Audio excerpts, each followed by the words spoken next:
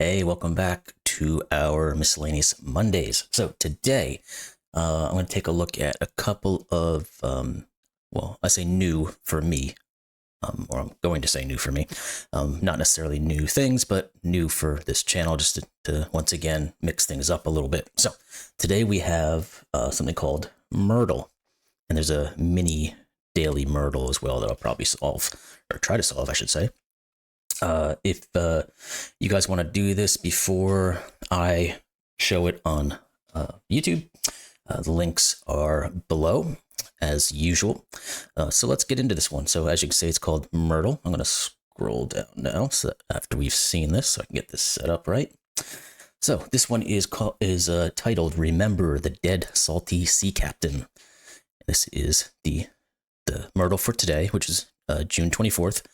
2024. So, Logico, and I believe Logico is the detective in this type of series of puzzles. So, Logico liked to start his week off with a nice, easy murder, and this week was no exception. A salty sea captain has been killed at the mansion of Lady Violet. There we go. Now we've got suspects, weapons, locations. And as you can see on the right side is where we're going to start inputting data. Let me reduce me, get me out of the way so you guys can see better. And let's get into this one. So each suspect brought one weapon to one location, but only one was a murderer today. Logico begins with what he knew for sure. So what are the clues and the evidences? And does it, okay, you can click on these to show you what's what. Oh, it does actually do a rollover or mouse over to show what they are in case you need to see them. So we've got Officer Copper, we've got Deacon Verdigris, Major Red, Chancellor Tuscany for the suspects. We've got the guest house, the garden maze, the main house, the cliffs for the locations, and our weapons are going to be a Holy Draconian Award. Interesting. A briefcase full of money, awesome. An angry moose, that's a good murder weapon, and a human skull. So, what we're going to do is check things on and off as to whether or not the clues add up, and we'll be able to figure out what's going on here. So, Major Red was seen with a human skull. So, this would be Major Red. This is the skull, so he has the skull. Officer Copper, which is this guy, right? Yep. Was childhood friends with the person who brought an angry moose. So it can tell us that Copper did not have the moose because he was friends with the person who did. So we can remove him.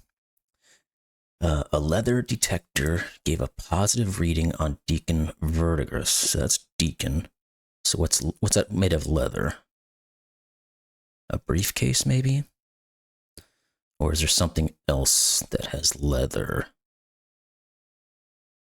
It doesn't look like it. Now, I don't know what a Holy Draconian Award is. Maybe we can click on it, see what that says. So, yep, that sets up right so you guys can see it properly. It reads to Lord Violet for honor and bravery in this fight against the Reds. Okay, so it tells you medium. It tells you what its weight is, what it's made of. So this is made of wood and metal. Let's see what these are. The briefcase is heavyweight and made of leather and money. Interesting. This is heavyweight and made of moose. That is probably the best clue or description of an angry moose. It's made of moose. A human skull, medium weight, made of bone. They should have said made of skull. That would have been almost as funny as made of moose. So anyway, a leather detector gave a positive reading on Deacon Vertigo. So we can assume that means that he has the briefcase full of money. Now that's going to leave, I'm just going to go through these. I'll click these off later and see if there's anything else here. Because we know what the moose is at the moment, but let's read through. Chancellor Tuscany. Which one is Chancellor Tuscany? Oh wait, I clicked on the wrong one. Where was Deacon Vertigo? So this one. You have the briefcase. There we go. Chancellor Tuscany was in a place coincidentally referenced in Dame Obsidian's famous unauthorized autobiography. So I'm assuming if we click on one of the places, it's going to tell us something about a Dame Obsidian's autobiography. Not there. Not there. No. Okay, so nothing. I wonder what this is. This might be an added clue. We're not going to click on it just yet, but let's continue then. Oh, I missed the bone detector. Sorry, I skipped over a clue. A bone detector gave a positive reading on the cliffs. So the bone, human skull, and the cliffs, I think, were this one. So those are the correct ones there. So we know that the human skull, Major Red, and the cliffs are all together. The Tuscany one, I just said that it was not permitted to carry a briefcase full of money in the main house. So where is our briefcase of money and our main house? So that's go bye-bye. And the murder took place inside the second biggest house Logico has ever seen. Okay.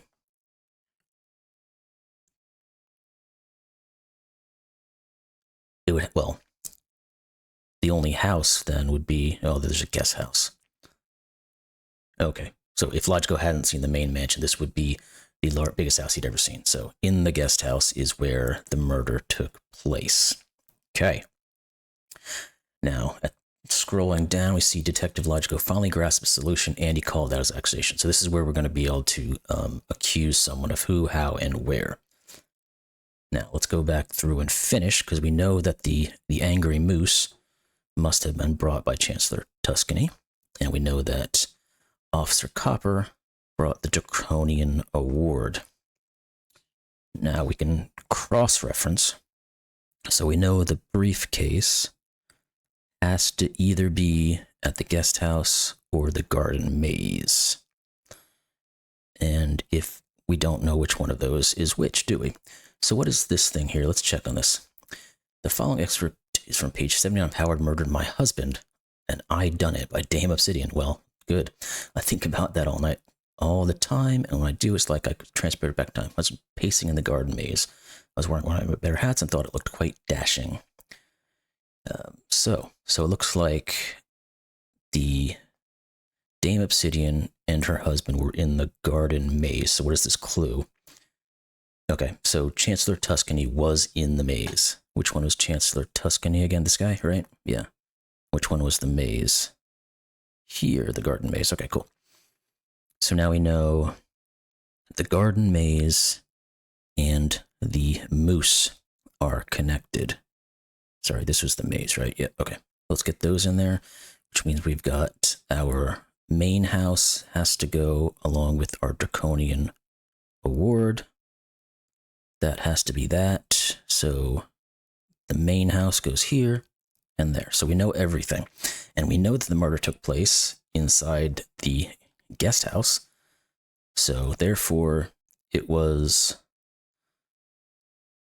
Deacon Verdigris with a briefcase full of money. So let's put those in. Briefcase full of money, and it was in the guest house. Let's make our accusation. Resolution. It was Deacon Verdigris, briefcase full of money in the guest house. Detective Logico declared. Now, was he right? And that's correct. Cool. While Deacon Verdigris protested her innocence, she could not withstand the breathtakingly logical argument over deductive presented, our deductive presented, and she confessed under the pressure. God will hear about this, she explained. Deductive Logico watched her be led away, knowing it was the last he would see of her. And that concludes Remember the Dead, Salty Sea Captain. You solved today's Murdle in 10 minutes and 33 seconds. Cool. So I guess you can get better times. Clearly, I'm describing this as I'm going, so I'm not looking for speed, but that was kind of a fun little thing. I don't know what these things ended up doing. Oh, they just told you who the suspect questions and locations are. Cool. Anyway, that is Murdle. Now, let's try the Mini-Murdle is another one I saw on this website. Let's give that one a chance and maybe get through this one a little quicker. So, the Mini-Murdle, the murder that was in the Good Cafeteria murder. Okay, that's an interesting title. The murder that was in the good cafeteria. Murder. Solving this mini-murdle, you learn the skills required to be a great detective. Okay. So maybe you were supposed to do this one first, but whatever. We've got Bishop Azure, Chef Aubergine, and Comrade Champagne. Our weapons are a pair of safety goggles, a sharp pencil, a pair of scissors, and the locations are the good cafeteria, the big cement cube, and the computer lab. Interesting. So each suspect brought one weapon to each location. We know this, blah, blah, blah. Clues and evidence. So Bishop Azure, which would be this guy, was suspicious of the person who brought a pair of scissors, which means he did not bring a pair of scissors. So let's cross that off. A messenger from the mysterious sorority of the blood gave Logical a note that read, this must be some sort of word scramble, or it's just in reverse. Comrade Champagne brought a pair of safety goggles. If you read all the words backwards, that's what you get. So Champagne brought a pair of safety goggles. That's this one right here. So yes, let's get that in there, which means you've got that and you've got that now. Chef Aubergine never set foot by the big cement cube. So this is the chef. This is the big old cube. I don't know what a big cement cube is, but okay. Tiny lead shaving was found by a computer from the 80s. So whatever this is, so I'm having to guess that the lead would come from the pencil, made of wood and metal. Did it say anything more in the? Yeah, back then they used actual lead. Okay, so the lead pencil was found by a computer. So this guy is here. Now we know that the pencil was Bishop Azure, so then he is here as well. We can finish these off. We know that the scissors go with the slice of pizza, or the good cafeteria. It's a slice of pizza. I just literally said what I saw there. So that goes there and that goes there. What is this? I want to look at what the big cement cube is. This is a big cement cube that was supposedly donated by an early alumnus. Okay. That's reasonable, I guess. So the body was found in the good cafeteria. That would make sense because the title says it was. So we know it was in the good cafeteria. We then know that it was done with a pair of scissors by the chef. And where we go, let's make our accusation. Was he right? Yes, we were right. Okay, cool. So, well, Chef Auberginate. Oh, there's no space there. While Chef Aubergine at first protested her innocence, the entire faculty approved Logico's reasoning. This is one of Logico's first cases and helped him develop the skills he uses to this day. And that concludes the murder that was in the good cafeteria murder. Okay. So somehow it said I solved the Mini-Murdle in 14. Oh, I know why. I didn't solve these, and the time said they've been open for that long. So it does a run, a tick, no matter when it's open. Okay, so that one clearly was solved in like 4 minutes or something like that. So anyway, those were the Murdles for today. They're interesting little puzzles. If you've not played something like this before, go ahead and give them a try. They're always fun and interesting, very logical, and just using the clues to determine specific items that belong in certain areas or to certain people, and then figuring out what's left over. So there we go. The Mini-Murdle and the Murdle for June 24th. Hope you guys enjoyed that, and I'll see you in the next one. Thanks. Bye.